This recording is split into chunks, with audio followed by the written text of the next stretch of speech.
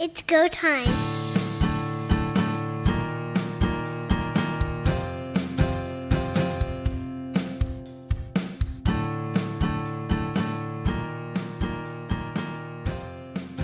Big changes in the Canadian Football League as of today, our date of recording, August the 15th. We've got to get to it. Don Charbon along with Heath Graham here on Third Down Gamble. Stunning news coming out of Edmonton where Victor Cui, president of the football club, and the board decide to mutually part ways. We've got a lot to talk about this. First and foremost, was this a right decision to take? My short answer is no, I don't believe it is.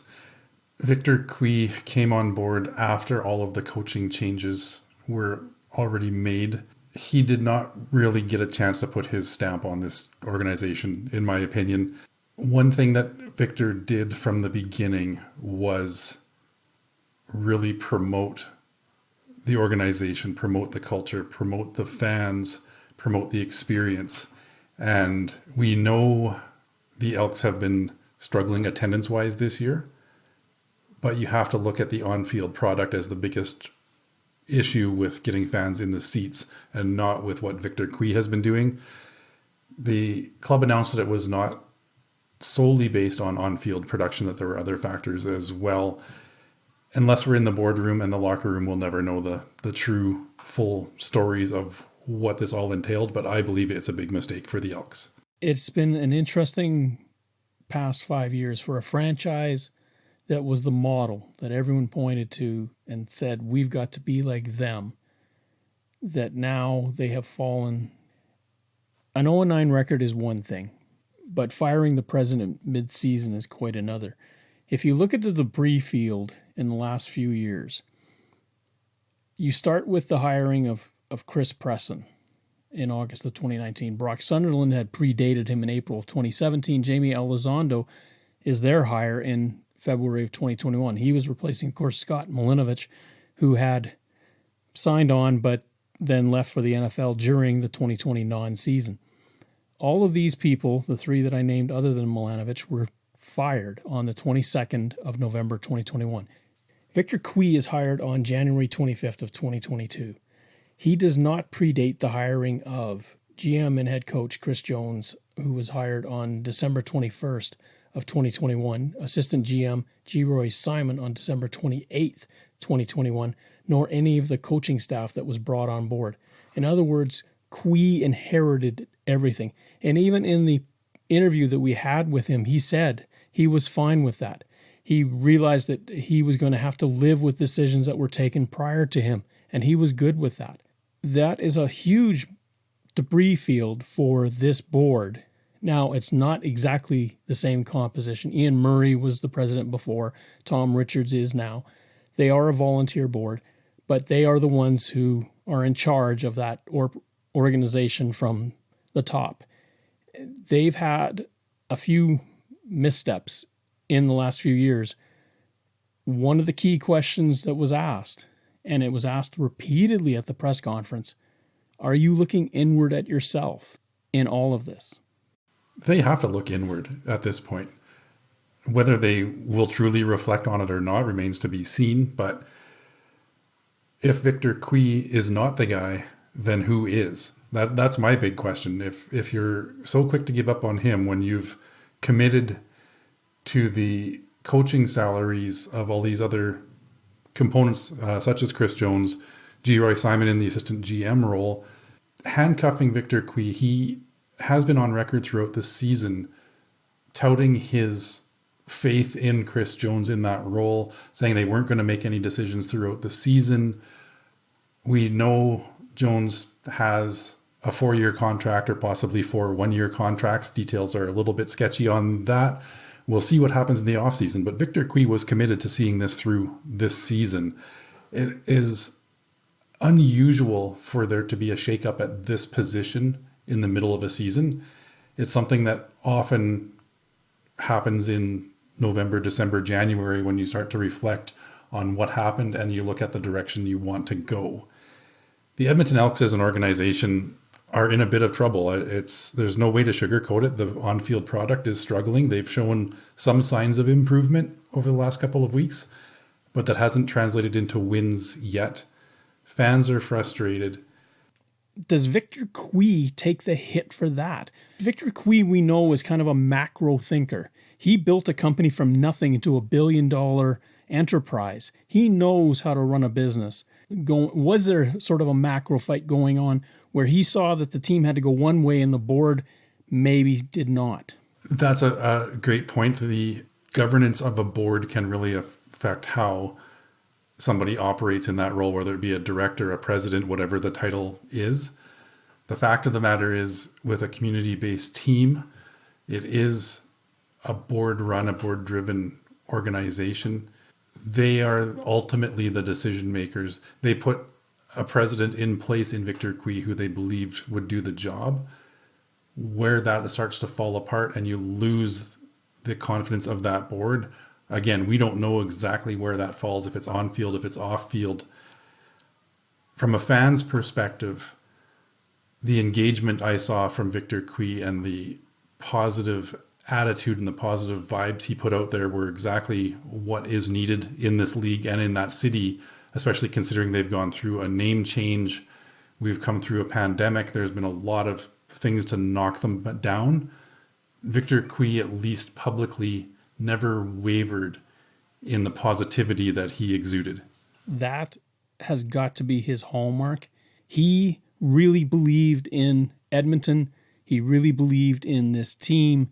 It's just a shame that this didn't work out. And I feel for Victor Cui because I don't think that this can be dropped on his shoulders what happened. He came in after all of this had changed. The coaching decisions, the president previously, and the name change all were before him. He inherited it and did his best with what he had. Philosophical differences sometimes are the hardest ones to get past, if that's the case. This situation reminds me a bit of what was going on in Winnipeg before their great rebuild and the bringing on of the Canadian Mafia. We had Joe Mack gutted and emptied the cupboards of Canadian talent. Lyle Bauer had been in a position. He took off to Calgary for greener pastures. On comes Kyle Walters. On comes Wade Miller. On comes Mike O'Shea. It took them a couple of years, but that core committed to turning things around. And that is the type of situation I think that the Elks need at this point. They may need to just blow it up completely. They're looking for a new president. They should probably be looking for a new head coach and GM this offseason. A lot of people felt that way, and the questions from that press conference indicated that feeling. Many people couldn't understand why it had to be Victor Cui going out the door when he doesn't coach the team and it's not his 0-9 team that goes out to play this week. The belief from Tom Richards, and he stated it categorically, is in Chris Jones. He trusts that Chris Jones has the right idea, has this team on track. Faith that he showed in him was a ringing almost endorsement of Chris Jones. And he claimed that it's a very young team. They're going to make a lot of mistakes. Hindsight, maybe a couple of veterans should have been left around. But the shakeup was almost complete in terms of who was there for the last games of Jamie Elizondo to who is on the field now. I believe there are only 2 players left, Jake Ceresna and Taylor Cornelius. I don't think anybody in their right mind anticipated it being a quick turnaround. We know that these situations are a process and it can be a multi-year process. I believe what people wanted to see was growth and improvement year over year. We're now halfway into the second full season of Chris Jones at the helm. Realistically, it looks like the Elks have regressed from where they were a year ago. There's more uncertainty in their quarterbacking situation. The offense as a whole does not seem to be getting the job done. Their special teams have not returned a kick for a touchdown in years. I don't know where they go from here. I don't see a lot of pieces right now that are game changers and moving things in the right direction. And Tom Richards, to his credit, I'll give him a lot of credit. He did 2 things very appropriately. He wouldn't discuss the terms of what happened because that's an internal affair. The other thing that Tom Richards said, we're too much of a win-driven populace. What about going out, supporting the team, and win, lose, or draw, having a good time. Those sort of values seem to be lost. We're in this universe where winning is everything and losing, well, you may as well have not shown up. And that, to me, I agree with him on this level. Go watch football. If your team wins, bonus. I'm with you on that to a point, Don. And that point is when it does not look like the team cares about improving. And I lived through that in Winnipeg as a Bombers fan for years. We saw the late 90s, early 2000s, where the team just tailed off. There was a couple of flashes in there that were good, but there was a lot of bad in that. And it seemed like the organization as a whole were pushing fans to put up and shut up. It was buy your season tickets. You don't run this team. And we watched poor decision after poor decision. So I get the frustration of Elks fans as somebody who's gone through it. Now, I did keep going. I went to games thick and thin, but that frustration level sets in and you see fans struggle to continue to support. The CFL is affordable entertainment. It doesn't break the bank, but if your expectations are you're going to see a disaster product on the field, it does make you evaluate where you're spending your dollars. I'll agree with you to a point, but I'll also rebuff you. You can't have a vote every time you want to make a decision as a franchise. So you can't go to the season ticket base or the people in the stands and have a straw poll as to what you should do for next week. Fire the coach, fire the assistants. They are the ones in charge. They are the ones commissioned to do so. They are the ones that have to make the resolutions.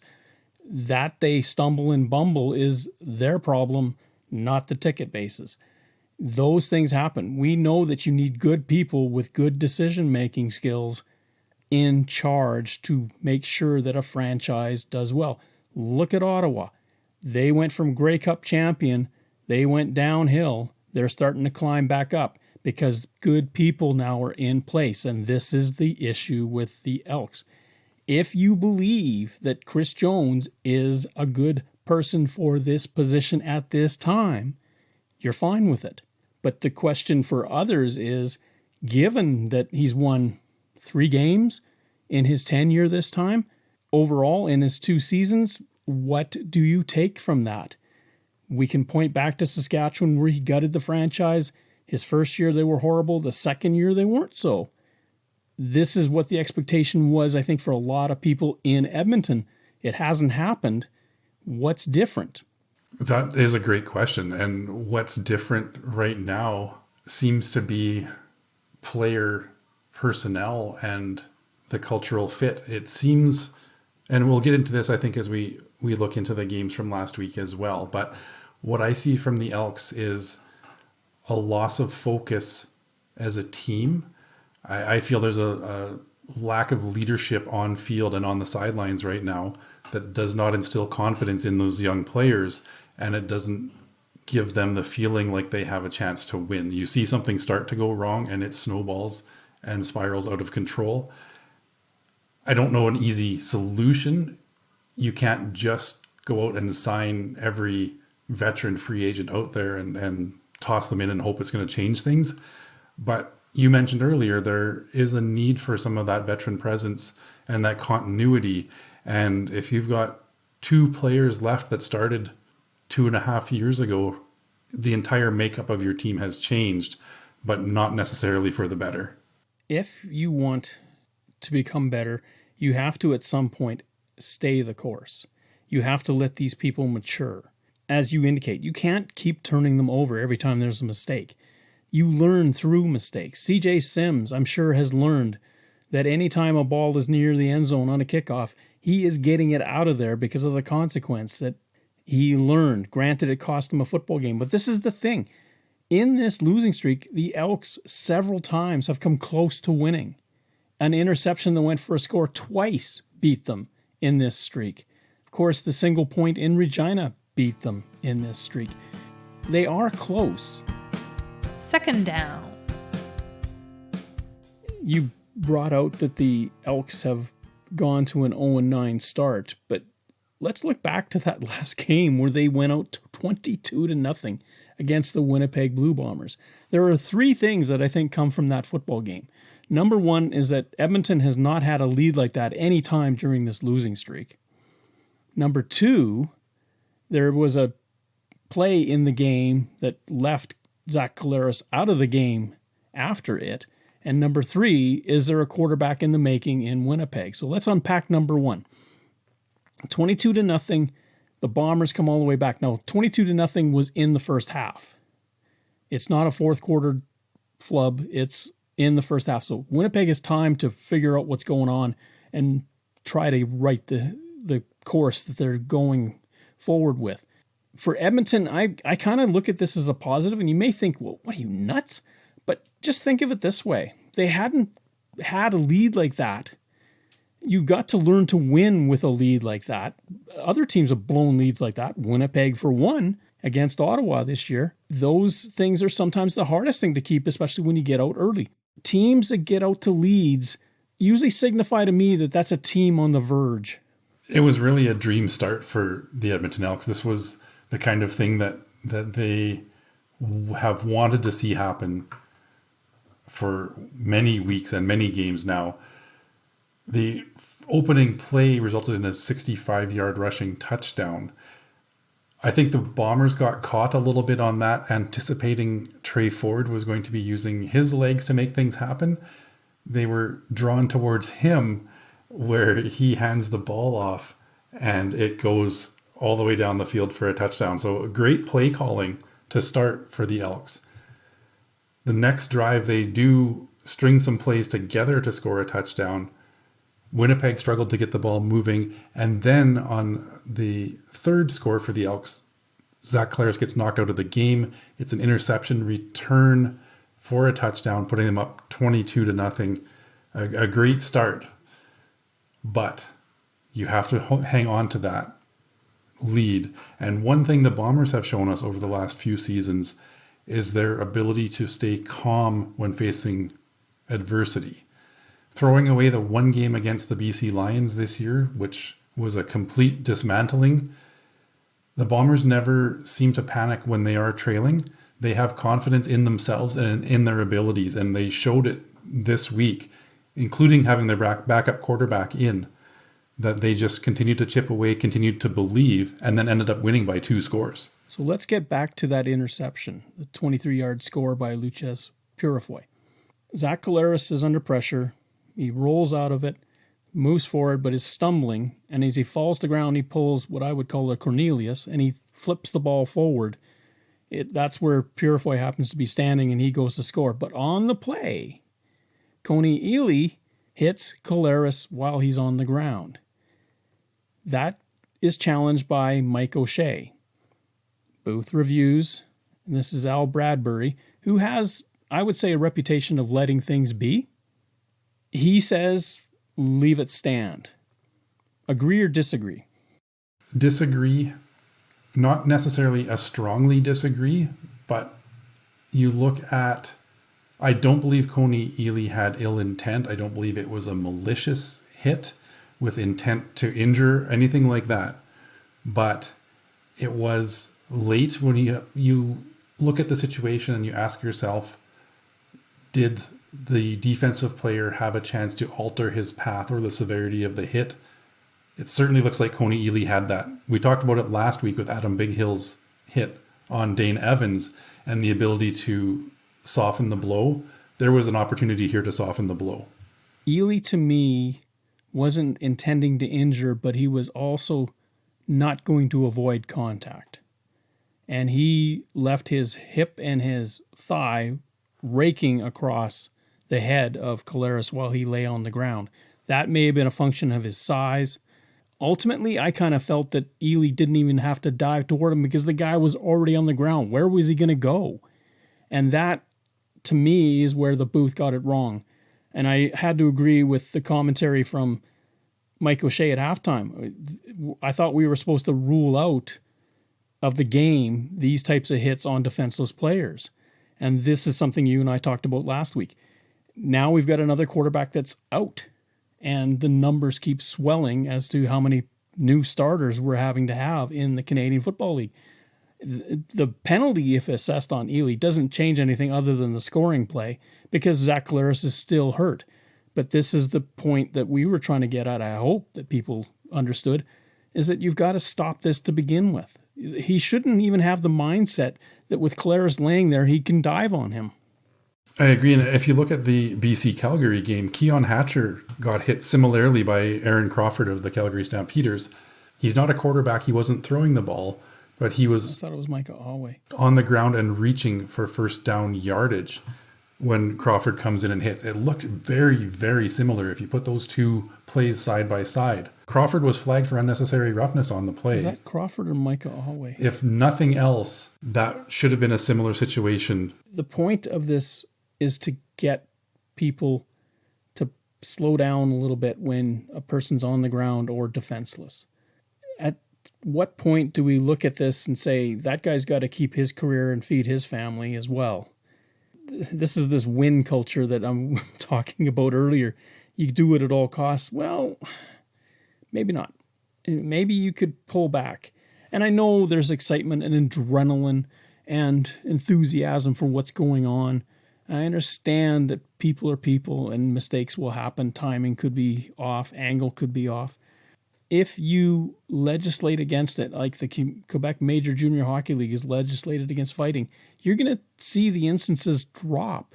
Because if there's consequence, regardless of how you do it, people are going to get that stuck in their heads that I can't do it. Essentially what we all want as fans, we want to see the stars protected. We don't want to see physicality taken completely out of a game. The league has done a pretty good job of protecting defenseless receivers when a defensive back has a chance to lay somebody out. They're looking at taking some of those hard-hitting plays out. You can still be physical, but the blindside shots to the ribs and those sorts of things that are going to cause injury are not a part of the game. Roughing the passer, sometimes they're too soft. There's almost incidental contact to the quarterback's head by the arm of a defensive player running by, and it's given a roughing the passer flag. If you're going to call those types of plays, but not this one, I don't think it's in the best interest of protecting the players. It does give you a mixed signal, and it comes down to this definition of quarterback in the pocket versus runner, and I hate those disparate opinions about how people can be treated. To me, if you're wearing the quarterback jersey and you're behind center, I don't care where you go on the field, you're still the quarterback. We're trying to keep quarterbacks in play. Right now, 19 different quarterbacks have started for the CFL in 2023. In 2017, 19 started the entire season. There's a chance that 2 more will be getting their first start this weekend. That brings it up to 21. It's great to have backups get their chance, but then when the backups are knocked out, it is tough to watch. The CFL is a quarterback-driven league. It's known as a passing league. You want to see these stars and these established players get their opportunities, and it's across the board a million different reasons why these quarterbacks aren't playing. We've seen freak non-contact injuries. We've seen contact injuries. We've seen late hits. We've seen the old throw the ball, hit your hand on the helmet of an opponent. Lots of different things come into play to knock these guys out of the game. But again, as we just talked about, protecting the passer, protecting these star players has to be a priority of the league. And we're seeing an unfortunate run of quarterback injuries. And you look at really across the board. Right now, we don't know for sure the status of Zach Collaros, whether he starts this week coming up or not. Chad Kelly did start last week, but was questionable. He had an injury in the previous game. So the only one right now, and I'm going to knock on wood here and not jinx him, is Jake Mayer for the Calgary Stampeders, has started every game and has remained healthy. Every other team right now has had to put a second string quarterback at the least in for significant playing time so far. Drew Brown did come in for Zach Collaros in that game, and Drew Brown had a career night. 17 of 24 for 307 yards and 4 touchdowns passing. Immediately, Twitter or X or whatever you know it as, went crazy because they've got to trade Zach Collaros, get that capital to be used on extending free agents and maybe shoring up the defense, the offense, or wherever. People were going off. We've got a new quarterback. Sign him up and move on from Collaros. And I was stunned to read this. I don't understand that at all. I mean, you look at the record the Bombers have had since Zach Collaros took over as the number one quarterback. I don't know the exact number, but it's something like 30 some wins to 5 losses in games in which he started, not counting playoffs. And they've had playoff success as well. They've had 1 playoff loss since he's taken over. Drew Brown really impressed me in this one. I hadn't been sold on him as a potential starting quarterback prior to this. We haven't seen a lot of him, but he has had a start here and there. He's had some meaningful time. This was the best he has looked. He was calm. He took control of the offense. He threw the deep ball when he had to. It was an all-around great game for Drew Brown. He's only signed through this season.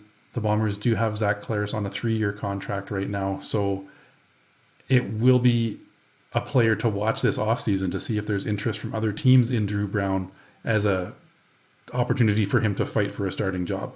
My question is he another Nick Arbuckle?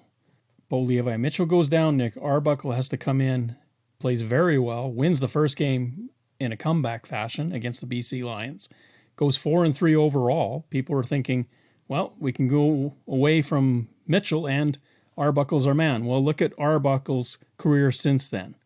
I'm not saying that Drew Brown is Arbuckle, but that exists as a possibility that his career arc could be similar. We just don't know until...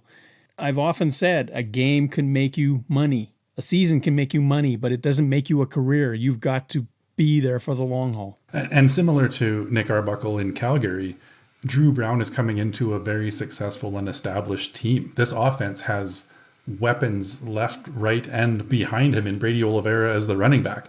There's no need to panic when he comes into the game. It's more impressive in a way when you get somebody like Dustin Crum that comes in to a team that doesn't have all of those weapons and he leads them to a victory. It says a lot more about that individual player. Now, Drew Brown could prove himself to be a very capable quarterback. The future is bright for him right now. As I said, it's going to be interesting to see what happens. There's some teams out there right now that are going to be looking for that next guy, and there's no reason that he does not get a chance to compete for that from what we've seen so far. Have you ever wondered what all 24 is? 24 hours a day? That's one interpretation. The other is all 24 refers to the eye in the sky. In other words, the coach's camera, the coach's film, the game film camera that is usually nearer the top of the stadium. So typically maybe in the press box or above it. And it's used by CFL statistics to review plays. Now, in this instance, it actually helps identify what happened on a field on a penalty and really help the booth figure out how to apply the penalty. This is the game between Toronto and Ottawa. Toronto's offensive lineman Isaiah Cage pancakes Ottawa defensive lineman Lorenzo Malden IV. Meanwhile, there's a big completion downfield to Curly Gittins from Chad Kelly. The question is, after the flag is thrown and it's for rough play against Cage, where do you apply the penalty? If it happens after Gittins is down on the ground, you mark it 15 yards from where he was stopped. If it happened just as he caught the ball, you mark it 15 yards back from where he caught the ball. If it happened while the ball was in flight, you mark it back from the previous line of scrimmage. And we saw the confusion on the field because they didn't have a clear interpretation because the foul happened behind almost everyone except the official that was standing there watching it. And he wasn't looking to see if the ball was caught. So this is where that eye in the sky that shows almost the entire field, but shows all 24 players on the play. They'd keep them all in frame. You can figure out this happened here and that happened there.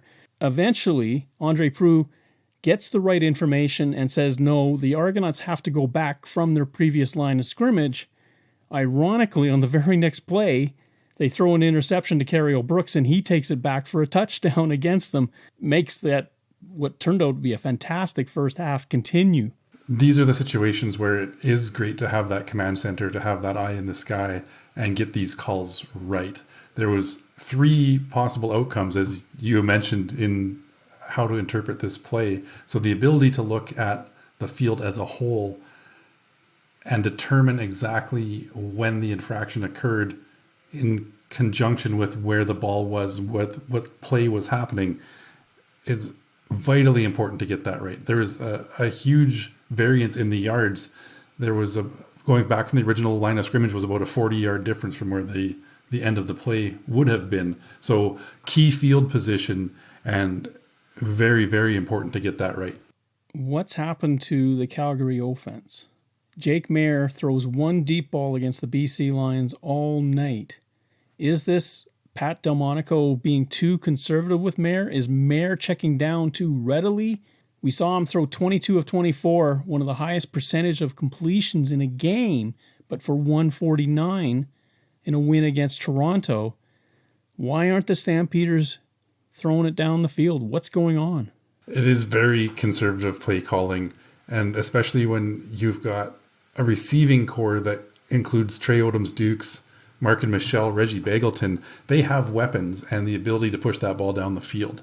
I don't quite understand the hesitancy when you've got players of that caliber out there. Reggie Bagleton is one of the great players on a 50-50 ball. He's going to get them probably more often than that 50%. This conservative play calling seems to hurt them. We've seen Jake Maier in the past have 300-yard game after 300-yard game after 300-yard game. He's got the ability to do it. I don't know what has changed, but Calgary needs to figure that out. They're sliding down the standings right now and are really in tight with the Saskatchewan Roughriders on that battle for the 3rd playoff spot. Maier completes 17 for 131.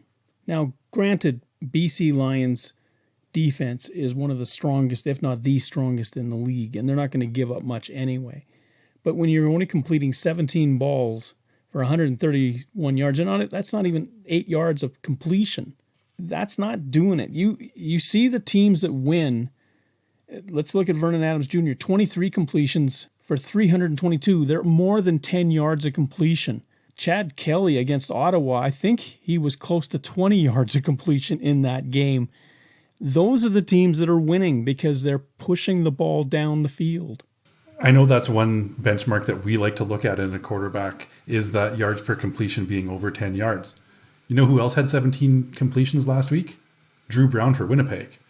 17 completions for 307 yards and 4 touchdowns. That's pushing the ball down the field. That's taking full value in your completions.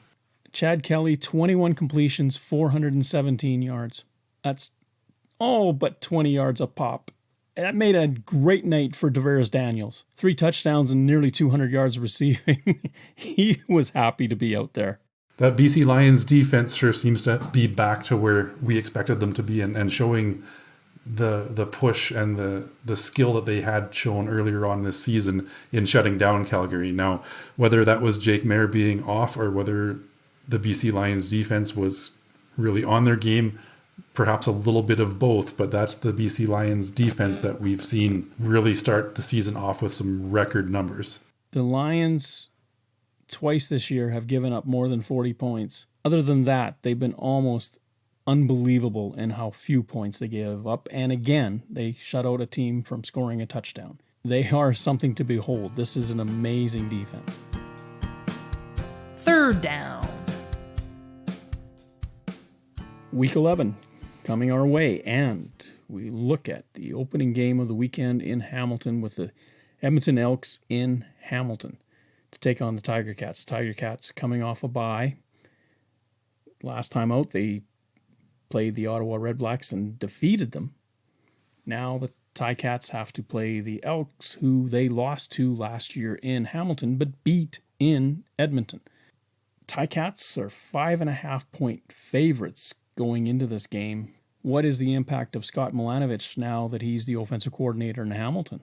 Is that enough to change attitudes in Hamilton, given he's been there in that position for, just over a week? Is Taylor Powell giving that kind of confidence to that team? I don't believe so. I made a vow that I would not pick Edmonton to win at home until they do win at home. Doesn't say anything about them on the road. I don't think that the Elks are going to go 0-18 this season. They did show some flashes and a great start at home last week against Winnipeg. Trey Ford is going to get his second consecutive start with this offense, and I like their chances. I think he's got more upside right now than Powell, and I'm going to pick the Elks in the upset in Hamilton. Trey Ford was there last time they beat the Ticats. Here's a little tidbit to think about as we go for the next 3 to 4 weeks through this season. Edmonton goes to Hamilton on Thursday. Their next game is 10 days later against Ottawa. Then they've got a back-to-backer against Calgary in the typical Labor Day rematch set. And then they play Saskatchewan. Trey Ford is going to be their quarterback, and he finds a way to win. The Elks could win 4 of these 5 and suddenly are in the conversation for the race for third place in the West. Compare that to the Rough Riders schedule over that same time period. They're going to host the Lions. They're going to host the Bombers. They're going to be in Winnipeg. Then they play the Elks. Stampeders host Winnipeg, go to Toronto, back-to-back with Edmonton, play Montreal. You can see where Edmonton, if they can win in Hamilton, can put some wins together and look out. They could be in the conversation because you kind of think that Saskatchewan is going backwards given the injury situation at quarterback. That's one of the great things with the CFL is how quickly a season can turn around. And we saw Saskatchewan kind of go the other way last year. They got off to a great start, and then the schedule caught up to them, and it was a matter of where can they possibly eke out another win or two, and they couldn't. It was a downward spiral in the second half of the season for the Riders and caused them to miss the playoffs. I don't believe I'm as confident that the Elks are going to win 4 of these next 5. I certainly expect them to get rid of that goose egg in the win column. 2 or 3 wins is going to show some positive direction. Now, if they go off and get to that 4-win mark, absolutely, then you need to start looking at the playoff race, and those bottom 3 teams, depending on what happens with Calgary and with the Riders, can get a lot more interesting. Speaking of the Stampeders hosting the Blue Bombers, Winnipeg goes into Calgary as 6.5-point favorites. Drew Brown is likely the starter for the Winnipeg Blue Bombers. Does that change anything for the Blue Bombers in terms of confidence in that offense? We know what he did in Edmonton, but the Stampeders defense is a little bit different. It is. You've got Cam Judge in that middle linebacker position, can be a difference maker in the game. And if you're not paying attention to what he's doing, he's either going to sack the quarterback or he's going to get an interception. He's a very athletic linebacker, can make things happen. Zach Collaros right now is listed as questionable. He hasn't practiced the first 2 days of this week. They do have a closed practice on Wednesday, which will really be the indicator of whether it's likely that Brown starts or whether it's likely that Collaros gets the start. If Collaros is back in, I would expect the Bombers to win this one. Probably cover that spread. Drew Brown at the helm. I'm going to take the Stampeders at home. It's going to be a close game. Now, Drew Brown could string a second consecutive big game together, get that win, and then that would do nothing but instill more confidence in the Bombers and their ability to overcome any adversity that comes their way. Behind that offensive line in Winnipeg, any quarterback would look stellar. Now give him Oliveira and give him that offense of weaponry in the receiving core, and even I could probably put up decent numbers. We go to the game that to me is the most intriguing of the bunch. Montreal is 2.5-point favorites going into Ottawa. Ottawa coming off that loss to Toronto, where in the second half, Toronto just dominated them. Here we go with Dustin Crum again. It was the first time that it was really handed to him on a football field. Where is his head at, and where are the Ottawa Redblacks in terms of how they approach this game? Because the Alouettes' defense is dynamite. Last week, the Toronto-Ottawa game was a exciting matchup. Dustin Crum did not look like he was backing down from that Toronto offense by any means. Yes, they got beat by more than one score for the first time with Crum as their starting quarterback, but he again kept them in it. This one, Ottawa at home, they have got a couple of wins at home now under their belts and have turned the tide after a lengthy home losing streak. I like the Red Blacks at home in this one. I believe that that things are trending the right direction. Montreal, again, quarterback situation there. We don't know how healthy Cody Fajardo is. The injuries to his non-throwing shoulder. Do we see him getting back into the lineup in this one? But I like what I've seen from the Red Blacks. Despite the only 3 wins so far this season, they've been very competitive, and I think they've got a chance to pull this one out at home. Walter Fletcher went off against the Saskatchewan Roughriders. That helped Caleb Evans in his first start of the season. Having that running game really can settle a quarterback down because you've got something upon which you can rely. If they can get that kind of effort from Fletcher again, or if William Stanback is available to do it, this could be a very tough night for the Red Blacks. One of the things that Toronto proved was that you can fire over the top at will against this team. You've got to know that Montreal saw that and that Ottawa's thinking, goodness, we've got to figure this out. Now, are Cody Fajardo and Caleb Evans the types of weapons that can go over the top against this Red Blacks team? That's the other question. Caleb Evans had probably his best start as a CFL quarterback for Montreal last week. Are these the guys that are going to push that deep ball? Caleb Evans, Cody Fajardo was not afraid to do so. If they want to beat the Alouettes, that they're going to have to match them. This could be a track meet. Even though these defenses are great, I do think that there's going to be a lot of scoring in this football game. As I've said before, Ottawa is must-watch TV. Wherever they go, be sure to watch because they are fun, and this could be the best game of the weekend. We finish in Regina on Sunday with the Lions in town. Vernon Adams Jr. back at the helm, taking on the Saskatchewan Roughriders. The Lions, 9.5-point favorites going into this game. Everybody wanted to see the backup behind Mason Fine. Well, Fine now is injured. They've got Jake Dolegala. Jake Dolegala gets his first start this year with the Roughriders. 2 fumbles and an interception so far in his participation in 2023. I really don't know how to argue with this spread. If BC is on, Saskatchewan could be destroyed.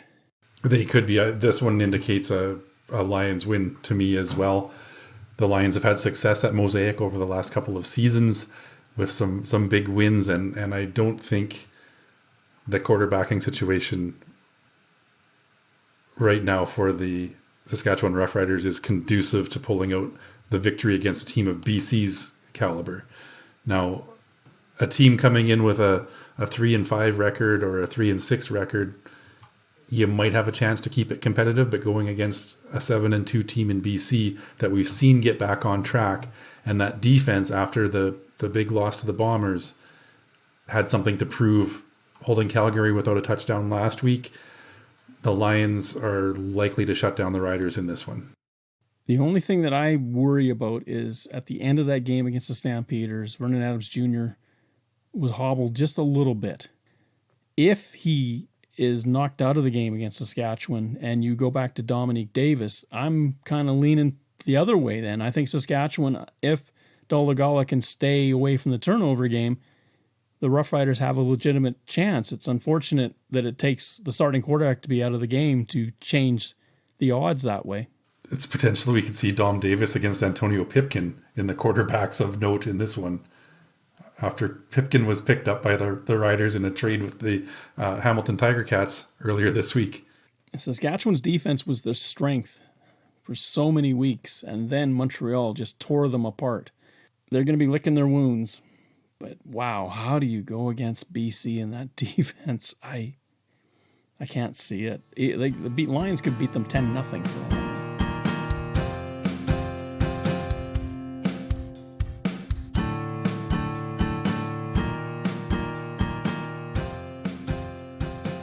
Thank you for listening to our show. Third Down Gamble is hosted on Podbean and can be found on Apple Podcasts, Google Podcasts, and Spotify. Follow us on Twitter at Third Down Gamble. Join us again, the Third Down Gamble podcast, audio worth watching.